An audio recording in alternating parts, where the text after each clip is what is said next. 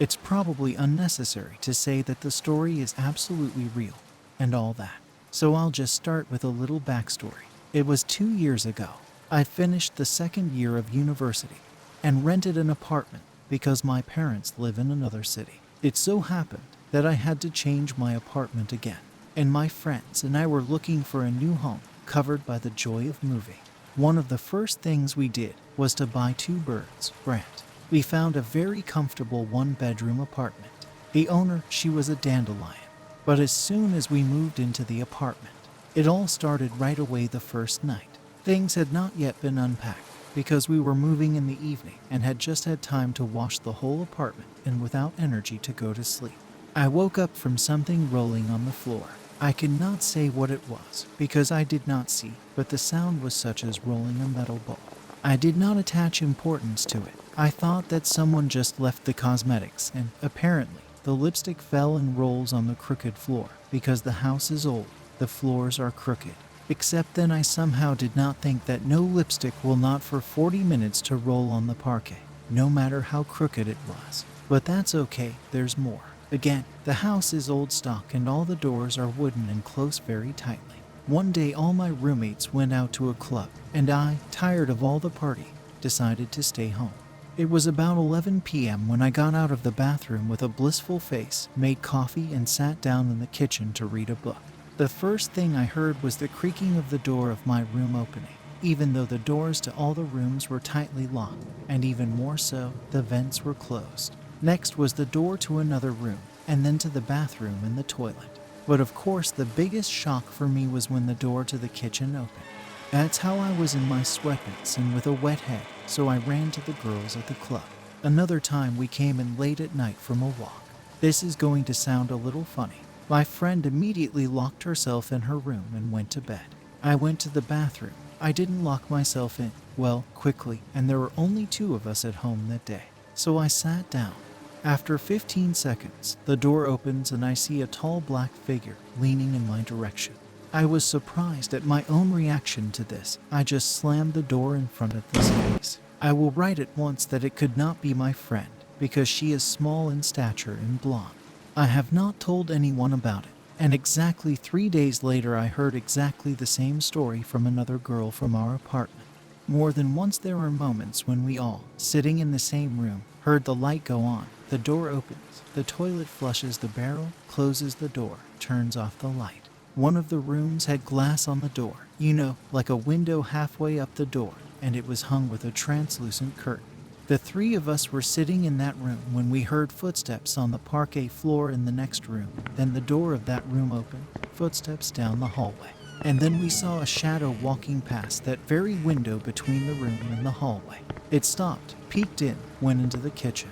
Abruptly our bird screamed and started beating on the cage, and then the window sash began to open-close. It all stopped only once, when we took a black cat for a month, but after his return to the owners, everything continued. The constant slamming of doors, someone's footsteps. More than once the dishes in the cupboard rattled in the night. The sink in the bathroom fell and broke when I was alone in my room. We were kind of embarrassed to ask the hostess, although she was always asking if everything was okay and if we like it here. To be honest, over time, we even got used to a little, stopped being so much afraid. Maybe just because it never touched us, it just scared us like it didn't want us to live there. I should add that when we moved out, almost all the cabinets in both rooms and the kitchen had doors falling off in the house. The sink broke, the shoe rack broke. And the birds. They died 2 days apart after 3 months of living in this apartment.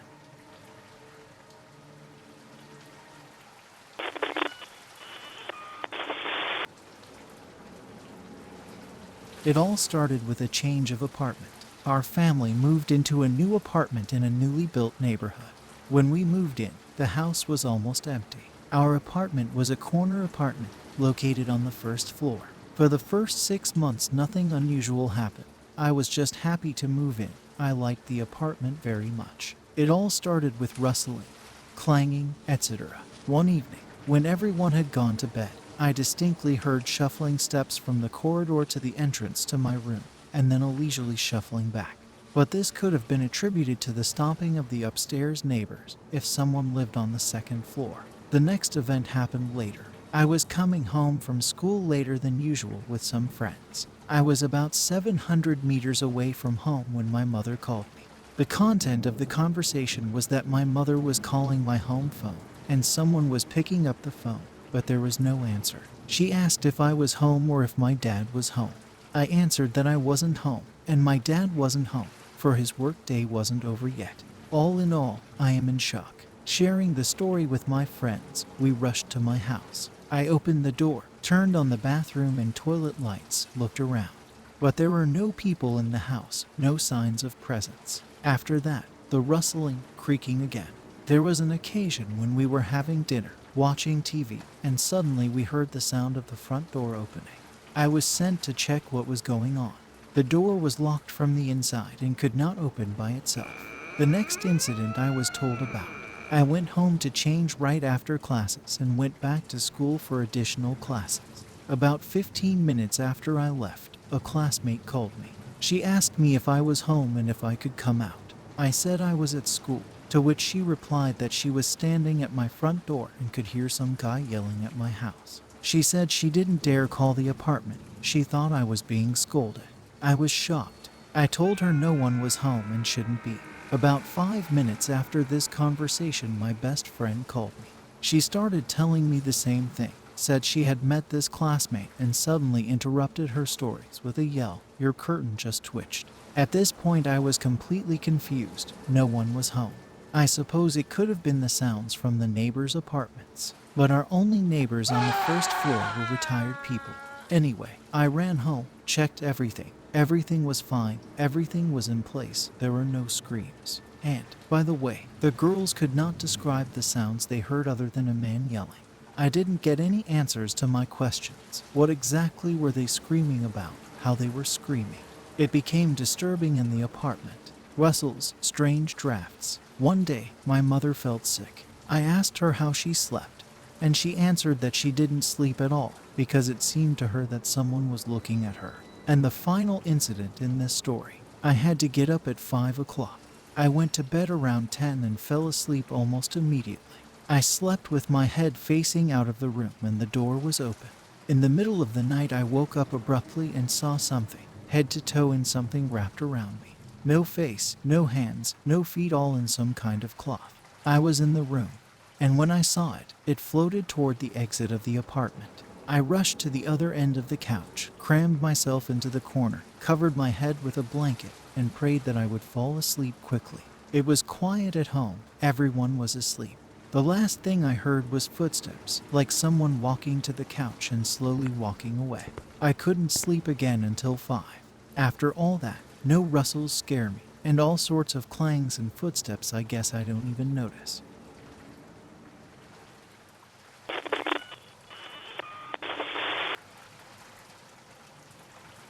Let me start a little bit from afar with my story.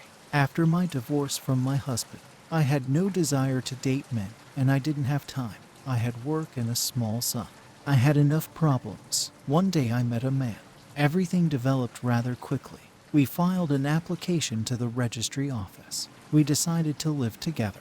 It was necessary to rent an apartment, but as luck would have it, there were no suitable offers. But here we found one.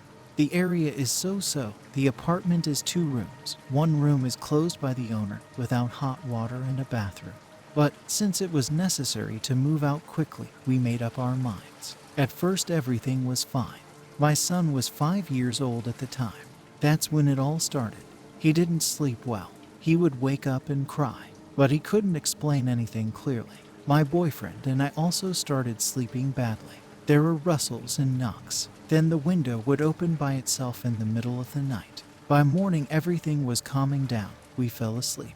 Of the neighbors I did not see anyone, except that he came to us one evening, saying that we ported. Misha across the threshold began to argue that we do not even have a bathroom, that everywhere is dry. He was just trying to get in, but Misha wouldn't let him in. The neighbor, threatening to come back in the morning, left. Misha told me not to open the door for anyone without him.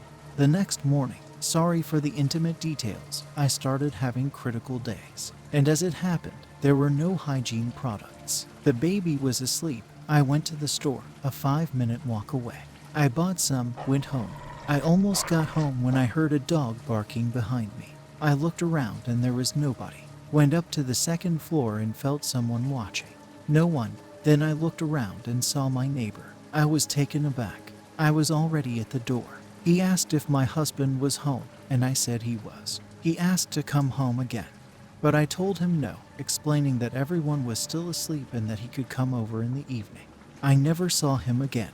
The next day, Misha and I went shopping for a wedding dress. On the way home, Misha decided to stop by the store, and I headed home, in one hand holding the bag with the dress and the tablecloth in the other. And suddenly, out of nowhere, a dog rushes at me as if demented, rushed to the dress, but I was not confused. Put the bag with the tablecloth.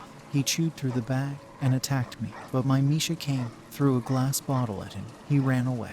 2 days later, I woke up at night to find my son crying again. I went over to him, and he said quietly, "Mom, when is she going to leave?" When I was awake, I didn't understand, so I put him down, and in the morning he started talking about some woman who was sitting at his feet, crying. I was horrified and shocked. I decided to make up with my mother and move in with her until the wedding. After the wedding, we were to leave for another town. She agreed. I started packing to move out in the morning, and that night something happened that is impossible to forget. I woke up, thirsty, and went into the kitchen. Suddenly I heard a knock on the wall. But where could it come from if there was a toilet behind the wall? I got goosebumps. I went out into the corridor to go to the room and was taken aback. There was a window in the hallway, and there was a bag with Vladka's toys on it. It rustled and rustled, and it looked as if someone was rifling through the toys. I wanted to scream, but I was afraid of frightening the baby. I went back into the kitchen. I came out again and saw a woman in black clothes and a shawl. She was standing over a bag and crying. I had nowhere to go. I had the baby in the room. My maternal feelings overcame my fear, and I walked past her to my son. She put him down next to us, woke up Misha. We were no longer able to sleep, and suddenly we saw her go into the room, sit down on the bed and cry. We even heard her sobs. We froze. She didn't sit for long, got up and disappeared into the closed room. It began to dawn, and we had no sleep in one eye. The next morning we moved out. P.S. The wedding with Misha was supposed to be in 2 weeks, but it did not happen. Sorry, I will not talk about it, because there is no mysticism. I will only say that our relationship ended immediately on the wedding day. Barely I wore a dress. A week later I left for another city, and 2 years later I married someone else. Life worked out well. Don't judge the story harshly. I'm not a writer. I just wanted to share what was going on in that apartment. I still don't know, and to be honest, I don't want to find out everything. I'm still scared.